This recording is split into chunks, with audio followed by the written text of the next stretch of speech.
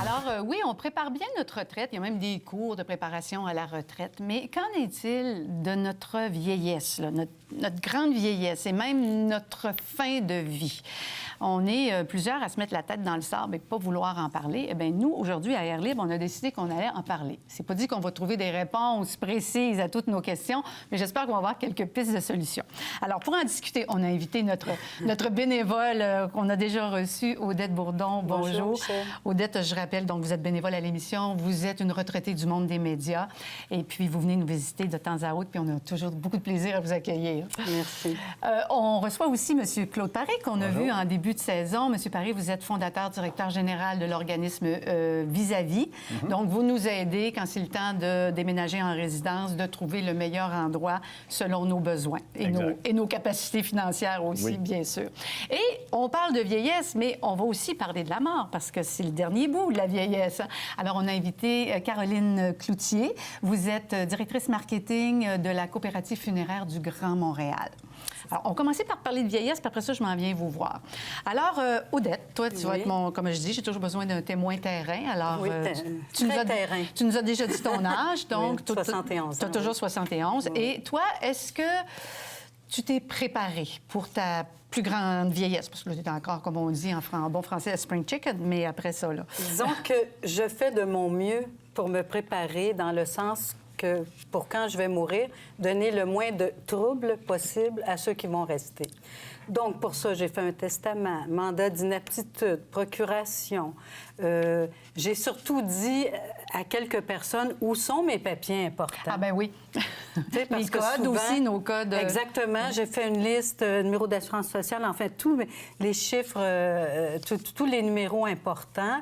Même, ça serait une bonne idée d'avoir la liste de nos mots de passe là, sur nos ordinateurs. Alors, je pense qu'on essaie de faire de notre mieux, c'est-à-dire aussi élaguer un petit peu, pas avoir trop d'affaires dans sa maison, parce que il faut évidemment que ça dépend comment on vit. Une personne qui vit en couple, qui a des enfants, c'est différent d'une personne qui vit seule. OK. Mais pourquoi tu as tout fait ça? Parce que dans le fond, on se dit, une fois qu'on est mort...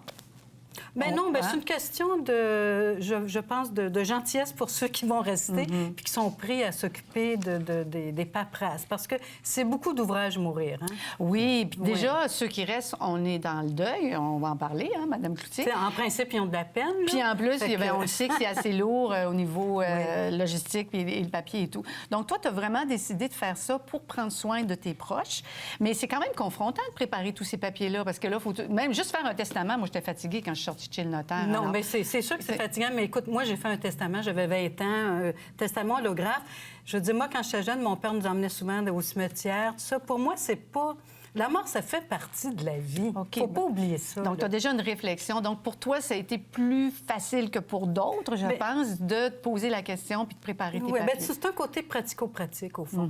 Tu sais, tu veux pas... tu veux essayer de partir élégamment.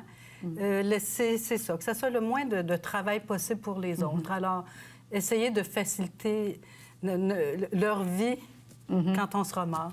Faire un dernier cadeau. Voilà. Ouais. Monsieur Paré, alors là, on est déjà rendu dans la mort, mais avant d'arriver dans la mort, on a aussi la grande vieillesse, que j'ai envie de dire, le moment où on vend nos maisons et puis que la plupart, beaucoup de Québécois s'en vont vivre dans des résidences. Est-ce qu'on est assez préparé pour ce déménagement-là? Bien, il y a deux types de déménagement en résidence. Il y a la décision qui est choisie, puis il y a la décision qui est forcée. Alors, quand c'est choisi, quand les gens ont la capacité de décider, la capacité de payer, la capacité aussi de choisir l'endroit où ils vont vivre, avec qui ils vont vivre, de ce côté-là, ça va assez bien. On a quand même beaucoup de résidences au Québec. D'ailleurs, on est la place au monde où on a le plus de personnes âgées en maison de retraite. Et ce qui fait qu'on a développé une expertise. Les gens commencent à être au courant de ce qu'ils vont vivre, de partir de chez eux, puis de vivre en communauté, de partir de grand à aller petit. Et déjà, ça, c'est difficile, ça, c'est déjà un deuil, oui, ça, oui, de quitter oui. une maison de 2000 pieds carrés, puis dans un petit 700 pieds carrés, 700 pieds carrés, 800 pieds carrés. Mais ça, c'est le scénario idéal, parce que vous dites qu'il y a le scénario d'urgence aussi. qui arrive, j'imagine, quand quelqu'un a été hospitalisé, il ne peut pas retourner à la maison, puis on dit là, il faut aller dans une résidence avec des services. Exact. Comment ça se passe? Bien, ça peut bien se passer, puis des fois, ça peut être un scénario catastrophique quand la décision est prise par un autre, puis que c'est pas nécessairement celle que toi, tu voudrais prendre, puis que souvent, les gens vont donner des mots à une personne âgée qui ne sont pas ses mots à elle, dans ce sens qu'elle, elle voudrait pouvoir s'exprimer, mais avec les bons mots, sans vouloir blesser la famille, parce que souvent, il y a 2 enfants, 3 enfants, puis là, bon, on n'a pas toute la même perception de la vieillesse puis de la maladie. Demander à une personne de définir ce qui est autonome, puis l'autre en perte d'autonomie, puis vous allez avoir des définitions totalement différentes d'une personne à l'autre. Est-ce que vous trouvez qu'on est insouciants, les Québécois, puis qu'on se dit, ah, ben, de toute façon, quand je vais être rendu là, même en CHSLD, ça me coûtera rien? Est-ce qu'on a une pensée un petit peu magique par rapport à la toute fin de notre vie? On pense que la santé, ça coûte rien. Puis que, bon, l'État est là pour nous servir, puis qu'on l'a servi par nos impôts pendant longtemps, puis qu'on peut se bercer en se disant, bon, bien, on va vivre une retraite en perte d'autonomie, si c'est le cas, sans avoir aucun souci financier, ce qui est totalement faux. Je pense qu'on n'est pas du tout conscient de comment coûte la santé. On n'est pas conscient non plus de ce que ça prend pour se rendre jusqu'à la fin de la vie. Qu'est-ce que ça prend, vous voulez dire, au niveau monétaire? Au niveau monétaire, parce que toute notre vie, ça a été gratuit. Vous allez à un rendez-vous médical, c'est gratuit. Là, on commence à avoir un peu de frais, mais c'est très peu par rapport à ce que coûtent les soins de santé dans un CHSLD. Puis les gens associent le mot frais au mot coût. Vous savez que dans un CHSLD public, aujourd'hui, si vous rentrez puis que vous payez le maximum, vous allez payer 1800 quelques dollars par mois. Mais le vrai coût à l'État, qui est nous tous, c'est aux alentours de 7 000 par mois. Oui. Puis dans l'avenir, ces types de services-là de santé vont devenir de plus en plus payants pour la personne âgée. Alors là, vous arrivez avec des chiffres. Je vous oublie pas, là, Mme Cloutier, là, vous, là, gardez vos idées, parce que là, vous, on va rentrer dans un sujet tabou. On va parler de la mort, là, avec vous. On est encore vivant, là. Mais scénario un petit peu catastrophique, je regarde. Là, vous dites, quand on va en CHSLD, il y a beaucoup de gens qui pensent que ça coûte rien. Mais on sait que les gens qui ont des revenus peuvent payer jusqu'à un maximum de 1 800, puis ceux qui n'en ont pas vont rien payer. On s'organise pour qu'il leur reste 200 ou 250 $ par mois là, pour les petites dépenses. Mais disons que moi, je déménage avec mon vieux conjoint, là, par exemple. Là, je suis rendue là, à 85 ans. Il fait un AVC. Il ne peut pas revenir vivre dans ma résidence parce qu'on n'a pas les soins nécessaires et je dois l'héberger. Donc, puis là, il y a un bon revenu. C'est ça qui faisait qu'on avait le plus bel appartement dans la résidence. Oui. Et là, il s'en va, puis là, il faut qu'il paye le 1 800. Puis moi, j'ai plus cet argent-là. Alors, ça veut dire qu'il faut que je déménage?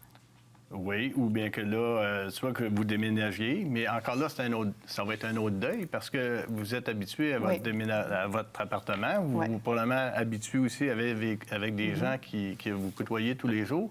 Il n'y a rien qui dit que la place que vous allez déménager, c'est dans la même résidence. Ça va être encore ça. Ça se peut que ça soit une autre résidence. Puis en plus, je m'occupe de mon vieux conjoint qui était... En plus, vous occupez de votre vieux conjoint, plus la perception des enfants, puis... Autrement dit, il faut se dire qu'il peut y avoir plusieurs scénarios, puis il faut avoir un petit peu une solution pour chacun. Mais ce que je comprends, c'est qu'au Québec, on ne se pose pas ces questions-là parce que ça nous fait peur. Comme la mort. Madame Cloutier, je suis rendue à vous. La mort. Tabou. On dit qu'il y a encore 2 grands tabous au Québec, l'argent et la mort. Deux certitudes aussi, la mort et les impôts. Oui, c'est vrai, c'est vrai. Et vous, à la coopérative funéraire, vous aimez nous dire que vous voulez démystifier la mort. Qu'est-ce que vous faites pour nous aider à apprivoiser cette idée-là, qu'on va tous y passer, tout le monde ici sur le plateau, là. Je vous prédis que d'ici 100 ans, il n'y aura plus personne ici, là.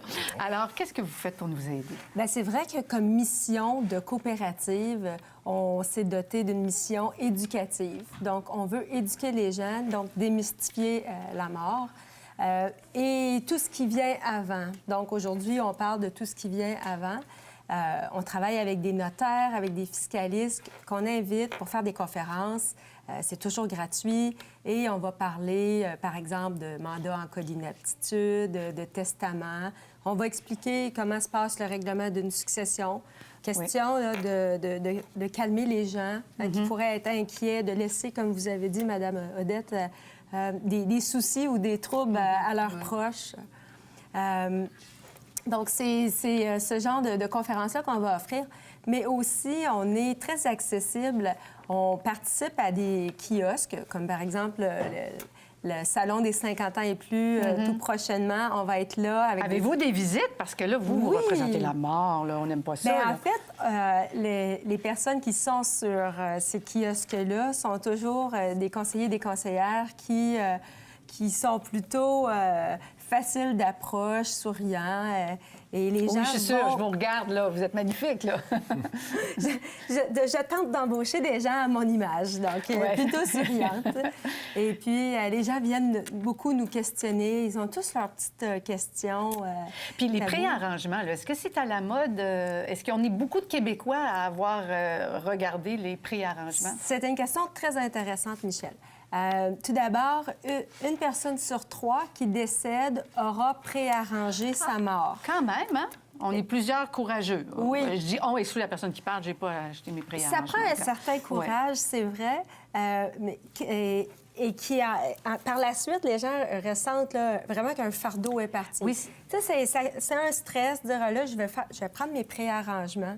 Mais une Oui. fois que c'est fait, là, c'est comme les gens se sentent libérés, ils ne laisseront pas de soucis à leurs proches. Est-ce que ça nous donne un certain sentiment, parce que je retourne à Odette, un certain sentiment de contrôle sur l'incontrôlable qui est la mort?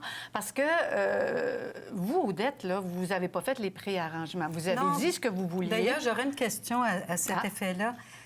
Disons que quelqu'un a 50 ans, il fait des préarrangements, il meurt 40 ans plus tard. Quelle Mais belle- 40 ans plus tard, tout a changé, là, tu sais. Je veux Oui. dire, ceux qui ont fait ça, ça fait 20 ans, c'était être embaumé, puis tout ça. Mais là, comment ça s'organise? Moi, j'ai Puis fait j'imagine qu'il y a des choses que vous Moi, vous faites avez une que cliente vous faisiez ici, là. pas. Oui. Puis je fais souvent des farces comme ça en disant, tu sais, autrefois, c'était des corbillards à chevaux, mais aujourd'hui, là, si on avait un préarrangement avec des corbillards à chevaux, on s'adapterait au goût du jour. Donc, le préarrangement, c'est garanti que vous allez avoir l'équivalent de ce que vous aviez choisi à l'époque ou vous allez avoir mieux si ce service-là n'existe plus. Donc, l'exemple des corbillards à chevaux serait remplacé par un véhicule d'aujourd'hui. Donc, les gens paient, puis ça ne sera pas plus cher, même si on meurt beaucoup plus tard. Et puis, de toute façon, un arrangement préalable, c'est toujours modifiable. Les gens vont faire des D'accord. avenants à leur guise, c'est sans frais, Ouais. et puis il n'y a aucun souci à faire des modifications. Mais vous, Odette, vous n'avez pas d'arrangement. Puis, est-ce que Non. vous pensez que d'en avoir, ça changerait quelque chose? Ou, j'essaie Non, de voir c'est quoi l'impact Non, pour mais la personne. ce qui est important, c'est que je laisse de l'argent pour que les gens puissent se faire ce que moi, je voudrais. Ah, OK. Parce que je pense que c'est important aussi qu'on dise à ceux qui sont autour de nous, tu sais, je veux dire, veux-tu une grosse cérémonie? Veux-tu une messe? Tu sais, je veux dire, moi, je voudrais d'une façon très simple. Et bon, en tout cas, chacun a ses goûts, Oui. même dans la mort, tu sais. Oui.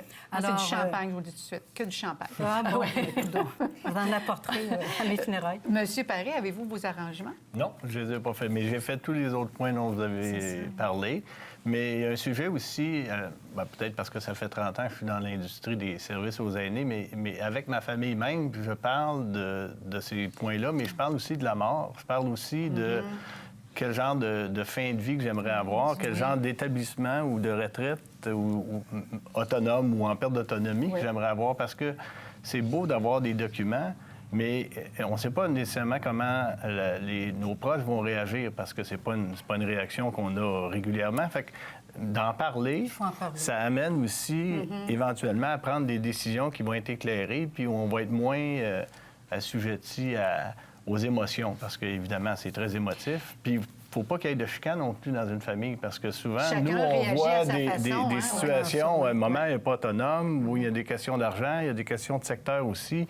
On aimerait qu'elle vive dans tel secteur plutôt que tel autre. Il faut en parler quand on est vivant. J'aimerais, juste avant qu'on termine, parler de ces 2 documents que les gens peuvent se procurer. Donc, ça vient de votre coopérative, Oui, en fait, Caroline? c'est notre fédération qui a préparé ces documents-là.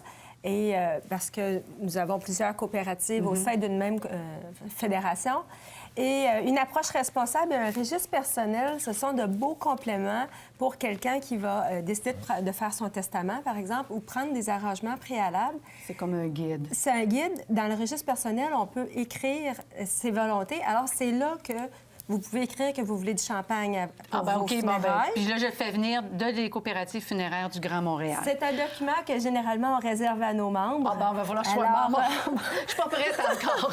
Mais ce que je résume, par contre, c'est qu'il faut y penser. Ne pas y penser, ça ne veut pas dire que ça ne va pas arriver. Donc, il faut y penser, voir à peu près les scénarios qui peuvent arriver et parler à nos proches, puis se garder en santé le plus longtemps possible aussi. Hein? On n'a pas parlé de ça aussi. Merci infiniment de votre opinion sur ce sujet si tabou.